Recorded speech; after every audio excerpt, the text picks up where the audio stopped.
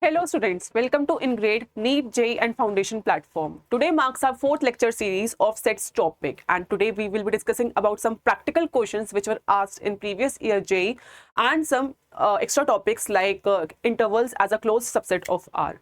So let's begin with our topic. Yes. First question is that if the number of elements which are there in set A is equal to 3 and number of elements which are there in set B is equal to 6, and we are given that A is in fact a subset of B. That A is a subset of B. Here marks are B and here is our A. Okay, so if A is a subset of B, then what it means is that all the elements which are there in A are also present in B. That is, number of elements which are there in A are also common for B. So if I'm having A, just A, B, C which are there in A, so these A, B, C are also there in B. So in fact, the number of elements which are there in A must be there in B, which I'm trying to say again. Then the number of elements in A union B is what? Then I have to find the number of elements in A union B. If A is a subset of B, then number of elements in A union B will be in turn equal to what? Will be in turn equal to number of elements in B, because B is the greater of the two sets A and B. So our answer will be what? 6, because number of elements present in set B is 6. I hope this concept makes you clear about the concept of subsets, number of elements in a set, number of elements in A union B. It was just an observational question and it has nothing to do with any formula, any derivation and anything like a rocket science. So I hope this question was clear to you all. Yes, this question is again very important. It has been asked in some of the previous year questions. So I'm giving you 1 minute time to please solve this question and give me an answer then.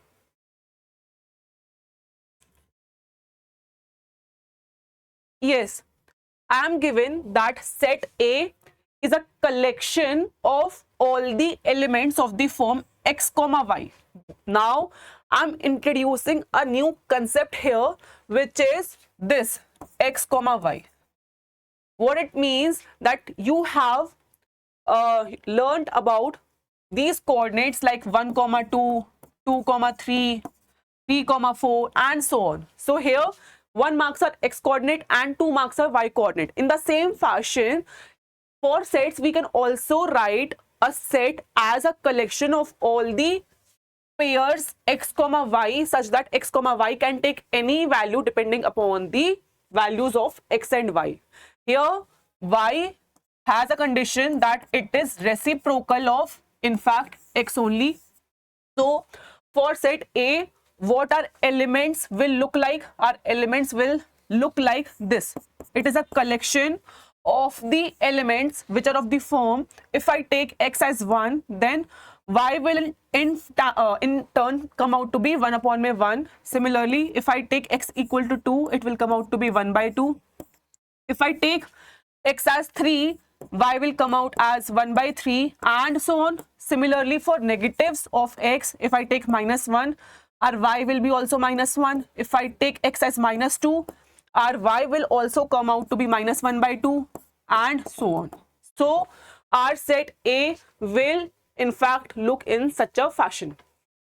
Okay, here the condition is that x has not to be equal to 0. That is very obvious, because in mathematics, when you are talking about real number system, your denominator can never be equal to 0. It has to be greater than or lesser than 0, but can never be 0. So it is a very common understood thing that our denominator can never be equal to 0, and x is taking its values from real numbers. If I'm talking that x belongs to R, that means that x is taking its values from real number system.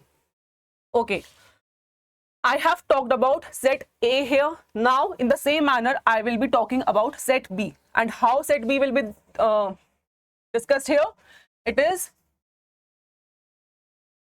set B is such that it is a collection of all the pairs x comma y such that y is the negative of x. That is, if I'm taking x as 0, y will come out to be 0 only. If I'm taking x as 1, y will come out to be minus 1. If I'm taking x as 2, y will come out to be minus 2, and so on. Similarly, if I'm taking x as minus 1, y will come out to be plus 1. If I'm taking x as minus 2, y will come out to be 2, and so on.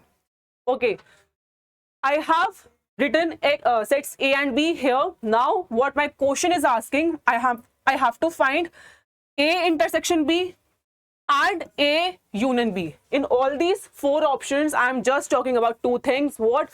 A intersection B and A union B. A intersection B means a common condition which is there for A set also and B set also. Conditions which define set A is that y should be equal to 1 by x, and for set B is that y should be equal to minus x. So if I am to talk about A intersection B, that means I have to combine these two conditions. That means y has to be simultaneously equal to 1 by x and y has to be equal to minus x. That means 1 by x should be equal to minus x. This is the key condition which I am getting here. So that means what? If 1 by x is equal to minus x, that means x square is equal to minus 1. X square is equal to minus 1, and here x belongs to real numbers in both the sets. So can you please tell me, can there any x, real x exist such that its square is a negative number? Can any real number has a square negative? No, it is not possible. So we can't combine these two conditions at the same time. That means our intersection of these two sets will in turn come out to be a null set, because it will have no possible solution of x, no real value of x. So it will come out to be A intersection B is equal to phi. So our answer will be A intersection B equal to phi. It will not be equal to A, it will not be equal to B. But if I have to talk about A union B, if I have to talk about A union B, that means union is a set which contains all the elements of set A and all the elements of set B at the same point of time. So if I have to describe A union B, then it will look like A union B is equal to 1 comma 1, 2 comma 1 by 2, 3 comma 1 by 3, comma 1 comma minus 1, 2 comma minus 2. That means I'm just combining all the elements which are there in A and all the elements which are there in B. I'm doing nothing, and A union B will not come out to be equal to A. It will be more, it will contain more elements, and it will have in fact all the elements of set B also. So this is not our correct answer. This is also not our correct answer. This is not also our correct answer. Only correct option is C. I hope you have understood about the intersection union of two sets, how we have to take intersection of two sets. That is, we have to just combine the condition which can simultaneously take us to intersection. I hope this question has been clear. You have to just practice more and more questions like this. I am discussing the key concepts which have been asked in your previous year papers. Okay. Now, third question, I want you all to again see and solve for a minute.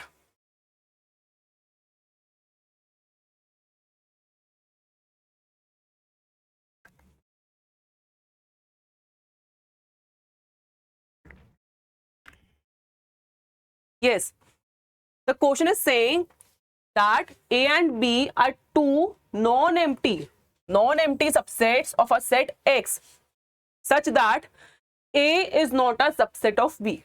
A is not a subset of B. I am drawing a diagram for this. Let's say our set X is this, and A and B are two non-empty subsets of X, and A is not also a subset of B. Yes, A and B are having something in common, but that doesn't mean that A is itself contained in B.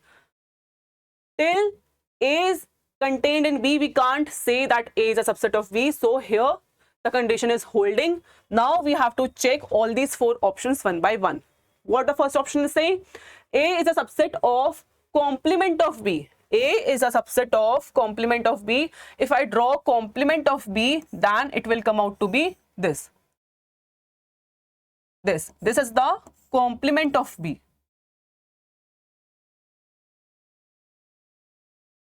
Okay, A is a subset which is present here. A is a subset which is present here. And B complement contains all this portion. B complement contains all this portion, but it doesn't contain this portion. So A is not a subset of complement of B. So A is not a subset of complement of B. What we can say, that this option is wrong. This option is wrong. Now, B is a subset of A. B is a subset of A. Is B a subset of A originally? No, it is not a subset of A. Why it is not? Because it is not evidently clear that B is contained in A. So our option number 2 is also wrong. So it is also not true. Now, A and B are disjoint sets.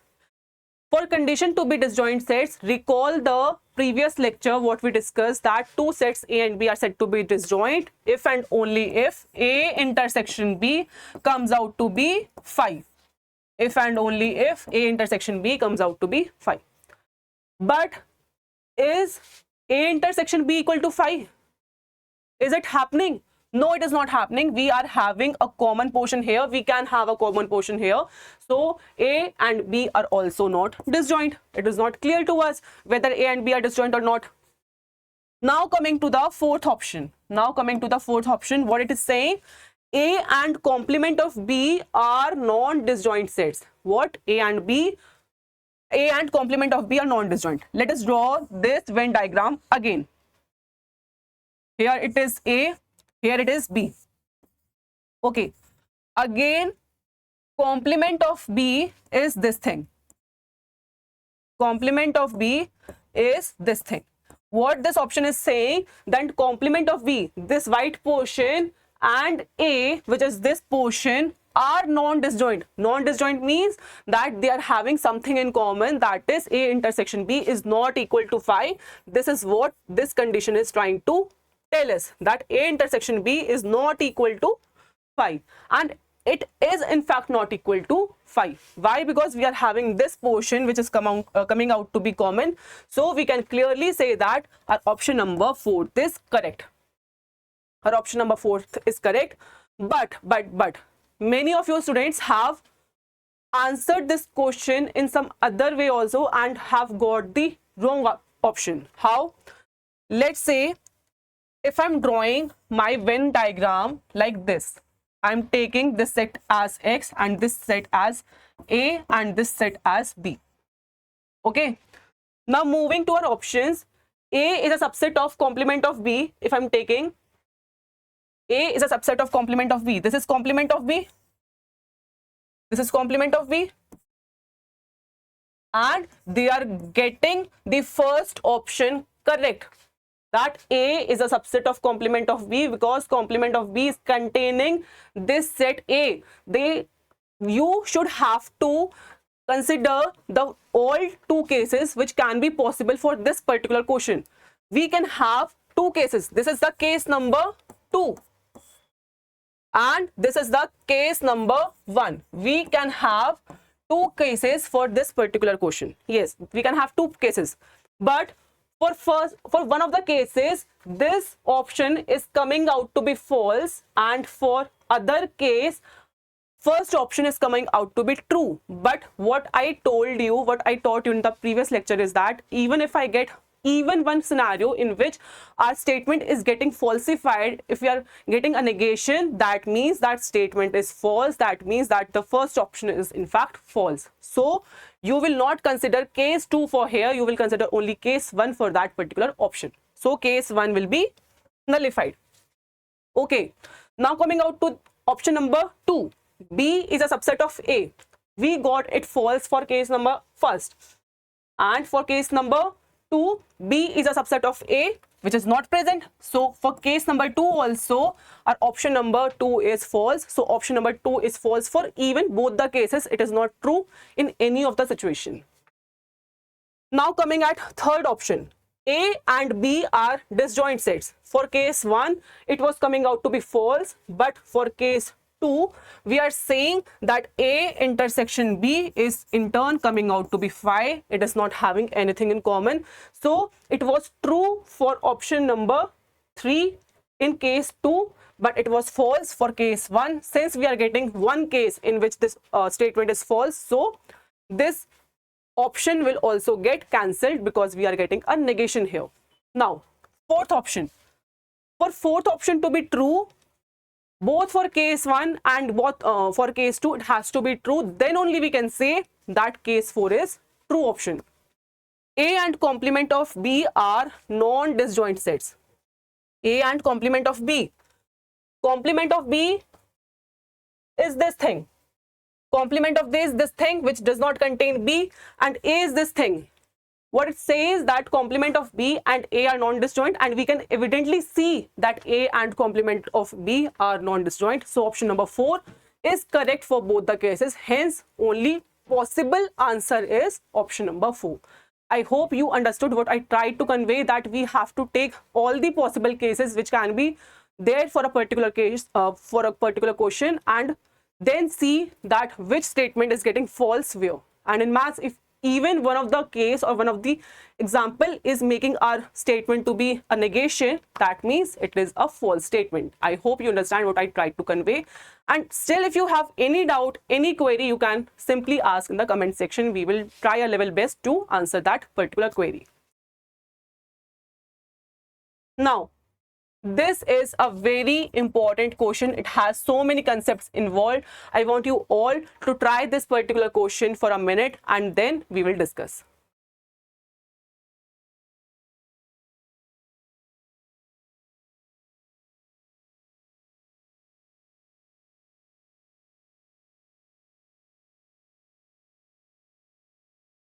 Yes.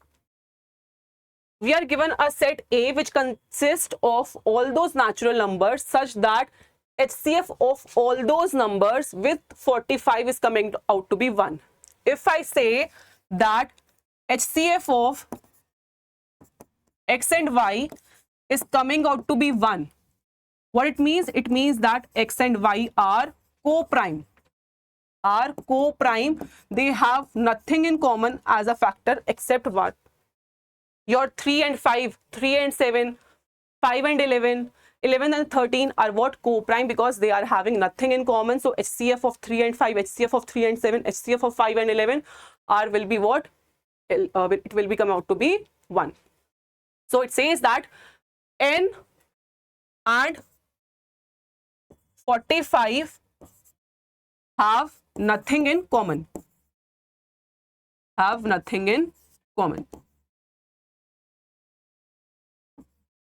Okay, that means this number N is not divisible by 45, and in turn N is not divisible by any of the factors of 45. That means N is not divisible by 5 and 3, because if I make the factors of 45, I will get its prime factors as 5 and 3 only.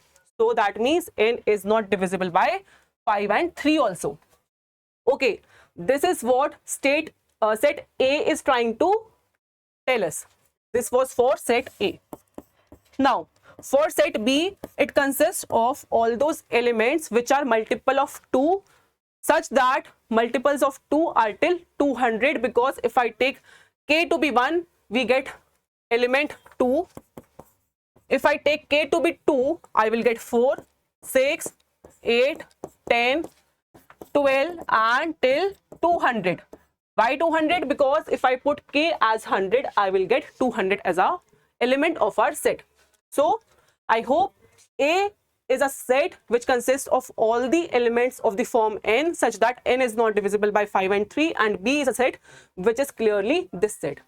Now you have to find the sum of all the elements in A intersection B. You have to find the sum of all the elements in A intersection B. Sum of all the number of elements. Sum of all the number of elements in A intersection B. Okay. A intersection B means what? We have to combine, we have to find a common property for both A and for both B. That means B is a collection of all the even numbers till 200 and A is a set like this. So we have to find in A intersection B is the collection of all even numbers which are not divisible by 3 and 5. This is the common property which we have to find. All the even numbers which are not divisible by 3 and 5, or in turn all the numbers which are not divisible by 6 and 10. Why 6 and 10? Because an even number which is not divisible by 3 will come out to be a number which is not divisible by 6.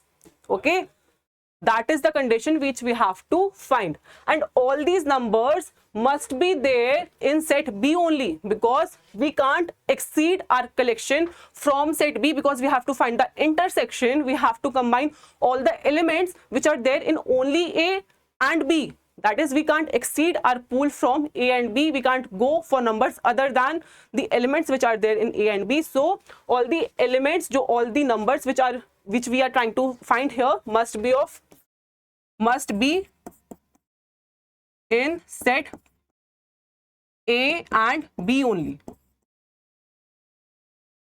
Okay, that is all the numbers which are there till 200 only. Okay, now if I talk about all the numbers which are there in set B, we are having set B as 2, 4, 6, 8, 10, 12 and till 200. Okay, so how many numbers are there which are present in set B? How many numbers are there? We are having number of elements in set B to be what? It will come out to be 100. It will come out to be 100. Now we have to find all the numbers which are divisible by 6 in 2, 4, 6 till 200. We have to find all the numbers which are divisible by 6. It will come out to be 6, 12, 24, 30, 36 till which number? Till 198. 198 will be a number which is divisible by 6 and lesser than 200. How I have calculated that?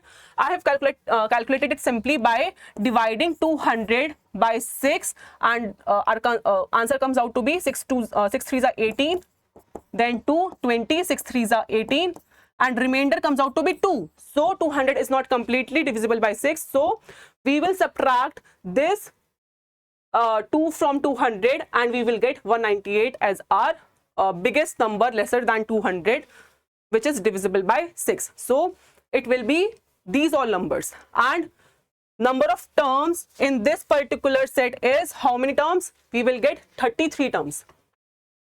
We will get 33 terms here. Okay, now number of elements which are divisible by 10 in 2, 4, 6, 8 till 200 are how many? It will be 10, 20, 30, 40 till 200. And it will be how many terms? It will be number of terms will be how many? It will be 20. So we are getting 20 terms which are divisible by 10 in this collection. Okay, but we have to find what? We have to find all those numbers, all those elements which are not divisible by both 6 and 10 in this collection. So what we will do? We will subtract this number with this and this, that is 100 minus 33 minus 20, that is coming out to be what? 100 minus 53. But this is not our final solution. Why? Because while calculating these many numbers, what we have seen is that we have subtracted this 30 and here 30 two times. So there are terms which we have subtracted twice, so we have to add them one more time to balance out our complete situation. So how many number of terms are there in such a manner that we have to see, like 30 is there, similarly a number 60 will be there, a number further numbers will be there. So how many such numbers are there? We have to calculate it. 30, then further we have 60. What we are trying to do is to find the LCM of 6 and 10. So 2 3s are 6, 2 5s are 10, 15. That is multiples of 30, 90, 120, 150 and 180. So we have subtracted these many numbers twice, so we have to add them in fact. So these are 1 2 3 4 5 6, so we have to add them again. So our answer will come out to be 100 minus 47 and it will be 53. So 53 number of terms will be there.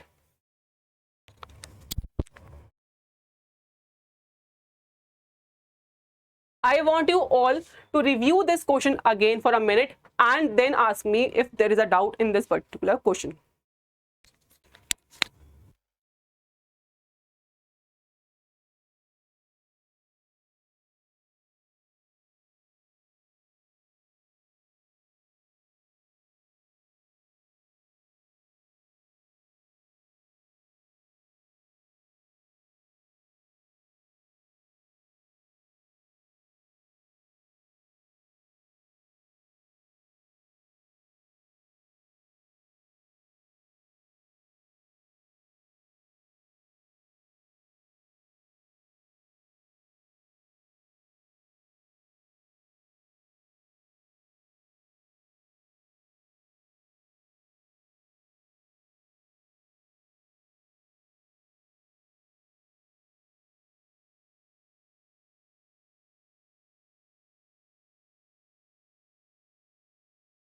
Okay. Now, next topic is intervals as a subset of R. What are intervals, how we describe intervals, and how these intervals are a subset of R. Okay. If I draw a number line, like this, here we are having minus infinity and here we are having positive infinity. Okay. And I'm having a set A as a collection of all those x such that x takes its values from 7 and minus 1 and x belongs to R. That is, we are talking about real numbers such that x is taking its values from minus 1 till 7. Let's say I'm having 7 here and I'm having 0 here and I'm having minus 1 here. So x will be what? X will be all those values which are coming under this bracket, this interval. This is the interval. Interval means all those numbers which are present there between the initial point and the final point on a given number line. What we are trying to say here, that is, I have included minus 1 also and I have included 7 also. So this information in fact can be written in the form of intervals as all those numbers which are present in minus 1 till 7. This and this means the same thing. This and this means the same thing. But if I'm trying to say, let's say here A is a collection of all those x such that x takes its values from 7 and minus 1 where x belongs to R. That means how can I represent that on a number line? I'm having infinity here and I'm having minus infinity here and I'm having 7 here, 6 here, let's say 0 here and -1 here. So I'm including -1 in our set, but I'm not including 7 in our set. So I'm having all those numbers which are present between -1 till 7, but 7 not included. So whenever I'm shading my circle like at this particular point, that means I'm including that number in our solution. But if I'm drawing a hollow circle, that means that number is not included in our solution, and that means that I'm including -1 till 7, but 7 not included. This is closed bracket. This is closed bracket. And this is open bracket. Open bracket means what? It means a hollow circle. It means that this number is not included in our solution, but this number is included in our solution. -1 is included in our solution, but 7 is not included in our solution. I hope it is clear. Similarly, in the previous example, if I'm talking about here, then -1 was also included and 7 was also included, but because it was trying to tell us that include both -1 and 7. Okay, these are the types of intervals which I'm trying to tell you that this was your first type in which both the endpoints are included.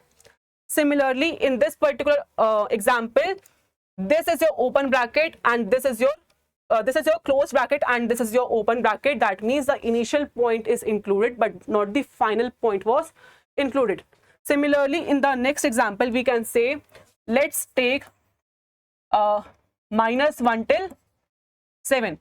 Here the initial point is not included, but the final point is included. So that means it is a set which consists of all those real numbers such that x takes its values from -1 till 7 and x belongs to R. This is what it's trying to tell us.